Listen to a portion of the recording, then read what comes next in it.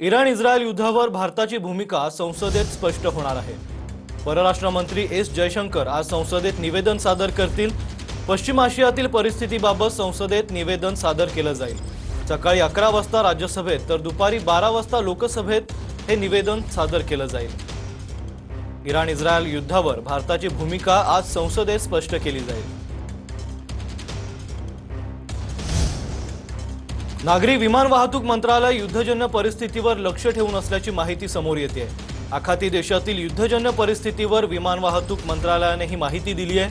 51 विमानांमधून पश्चिम आशियातून भारतात प्रवासी परतलेत। 8175 प्रवासी भारतात सुखरूप परतल्याची माहिती समोर आली आहे। गरज पडल्यास अधिक उड्डाणे पुन्हा सुरू करणार अशी माहिती आता विमान वाहतूक मंत्रालयाने दिली आहे।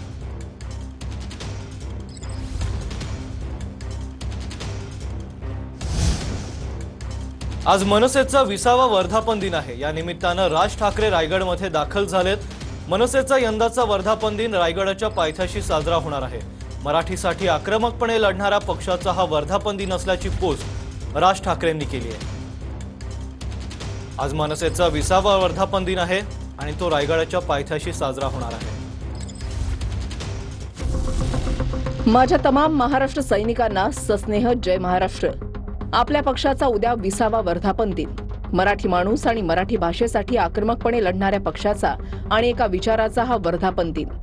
या निमित्ताने पक्षाची सदस्य नोंदणी 10 मार्च 2026 पासून सुरू होत आहे।